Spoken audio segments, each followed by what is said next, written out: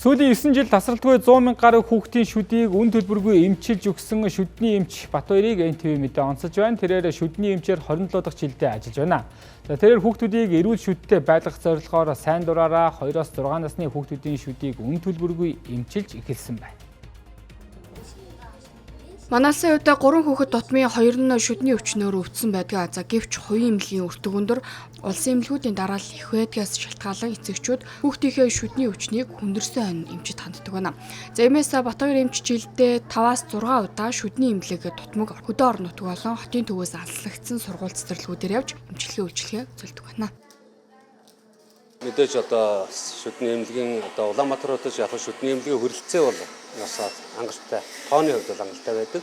За гэхдээ мэдээж одоо нийгмийн эдийн засгийн байдлаас болоод энэ эцэг эхчүүд маань тэр болгон бас өөрсдөө ч олон өрөө хүүхдүүдээ бас ингээ хамруулж болж чадахгүй байгаа.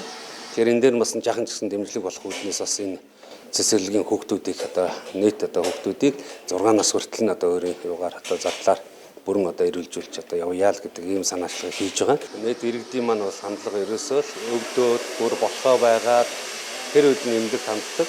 За тэр үед нь нөгөө эмнэлэг хандхад аль хэзээ тэр шүдийг авахаас өөр аргагүй байдал орсон ч юм уу. Эсвэл одоо сувгийн эмчилгээ шүдний одоо хүндрэлгийн эмчилгээнүүдийг хийх шаардлагатай болсон байдаг. Энэ нь бол илүү их зардлыг нэмэгдүүлдэг тийм ээ. Илүү их өртөг өндөртэй болгочдөг. Дээр нь олон удаагийн ирж очих эмнэлэг дээр очих юм шаардлагатай болсон. Ийм л нөхцөл байдалд бол бас орчин байгаа. Ер нь бол шүдний өвчлөл бол дэлхийн нийт бүгдээрээ л анхаарч байгаа. Яагаад анхаарч байгаа гэвэл шүдний өвчлөл амны хөндийн эрүүл ах бай одоо эрүүл байх нь тухайн хүнийг эрүүл байх ерөөс үндсээр юм аа. Шүд саархан тархины хөгжил, зүрх судас, бөөрийн үйл ажиллагаанд сүргээр нөлөөлдөг. За мөн бүх өвчний суурь болдог гэж үздэг. Иймээс шүдэн арилга арга ухааныг багаас нь суулгахыг дадлуулахаар ажилтдаг гэлээ.